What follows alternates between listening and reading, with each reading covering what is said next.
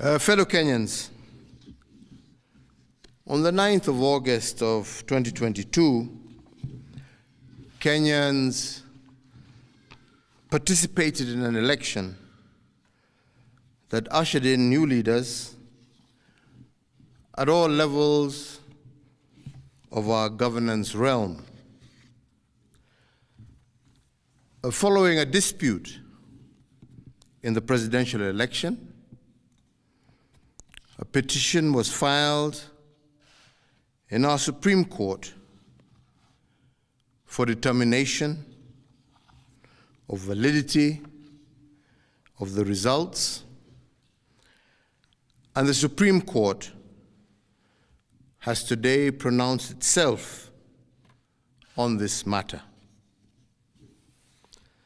When I was sworn in as your president, I made a pledge to the country,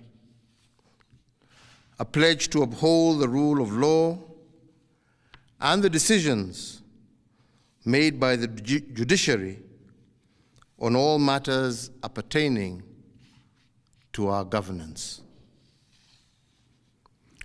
Today, the Supreme Court made a ruling on the presidential dispute, upholding the results announced by the Independent Electoral and Boundaries Commission on the 15th of August, 2022.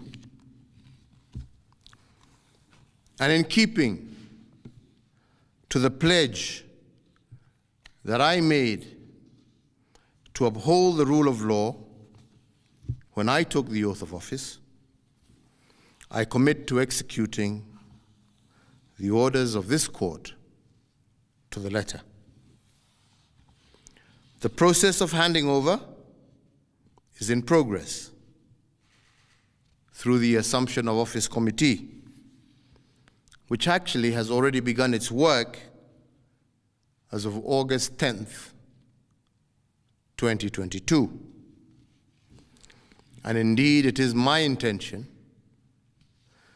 to oversee a smooth transition to the next administration, and all the necessary orders to facilitate this process have already been issued.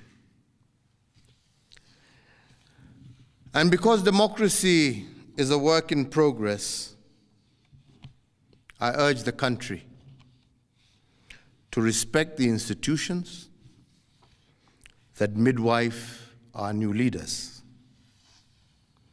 And in doing so, I also urge citizens to constantly put them under scrutiny, for this is the civic duty of every single Kenyan.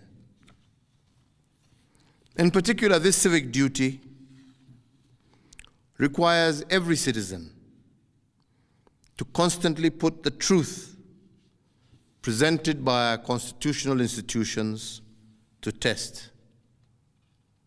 And they must test them for coherence, but also for correspondence. They must constantly scrutinize the coherence of the truth given by these institutions, and to ask themselves whether the truth has been coherent from one election to another. Has there been a consistent pattern that is acceptable to our democratic ethos? We must ask ourselves, is it about numbers, or is it about process? Which of these two is it? And can our institutions rule one way in one election and another way in another election without scrutiny? I do invite you, Kenyans, keep vigil, and indeed to hold all institutions to account. The second thing we must place under scrutiny is whether the truth given by institutions has correspondence. That is, do the truths given by our institutions correspond with what is observable by the citizen? True beliefs and true judgments must correspond to the actual state of affairs. But do our constitutional institutions meet this threshold? While we must appreciate these institutions, we must also hold them to account at every juncture. And their truth has to be consistent and coherent. This is the only way we will build our democracy. I want to take this opportunity to thank every single Kenyan